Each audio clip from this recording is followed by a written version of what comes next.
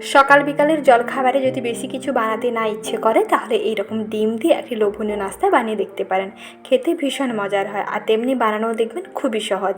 রেসিপিটি অবশ্যই ট্রাই করে দেখুন, দারুণ লাগবে।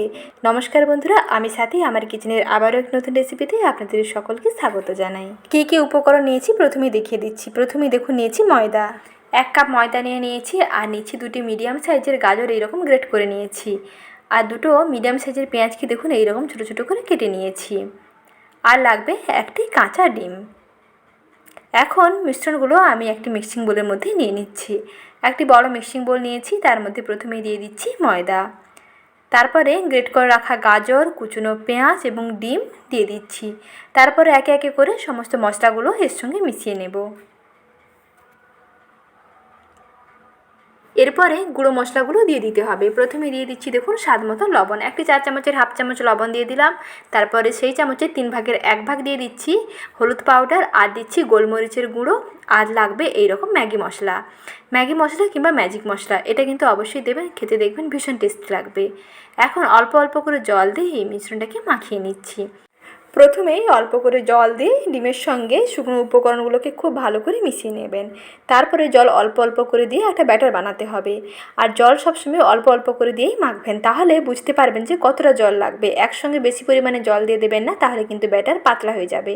তাই প্রথমেই অল্প অল্প করে জল দিয়ে মাখিয়ে নিচ্ছি। দেখুন এইভাবে অল্প অল্প করে জল দিয়ে ব্যাটার মাখালে ব্যাটারটা খুবই ভালোভাবে বুঝতে পারবেন যে কেমন করে মাখাতে হবে।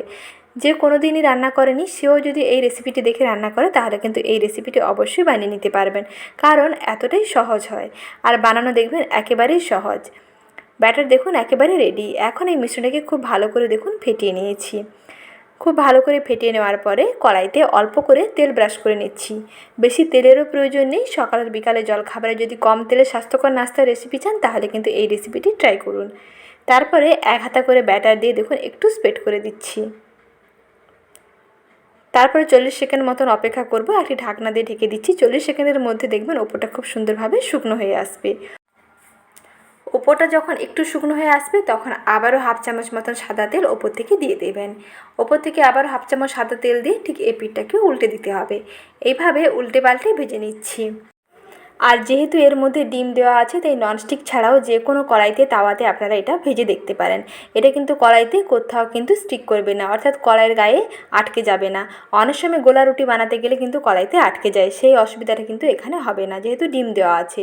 খুবই স্বাস্থ্যকর হয় আর বানানো দেখবেন বন্ধুরা খুবই সহজ, যে কেউ বানিয়ে নিতে পারবে।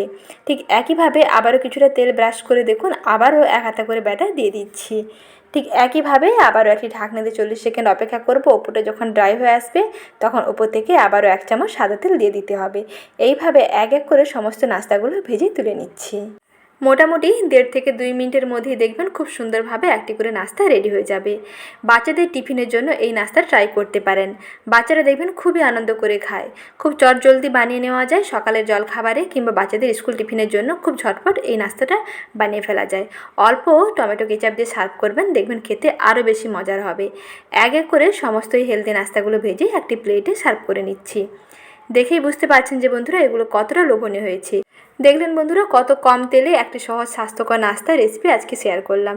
রেসিপিটি যদি একটু ভালো লেগে থাকে তাহলে অবশ্যই একটি লাইক করে দেবেন এবং চ্যানেলের নতুন দর্শক বন্ধু হয়ে থাকলে চ্যানেলটিকে সাবস্ক্রাইব করে রাখবেন এই রকম নিত্য নতুন রেসিপিগুলো সময় মতন পেতে।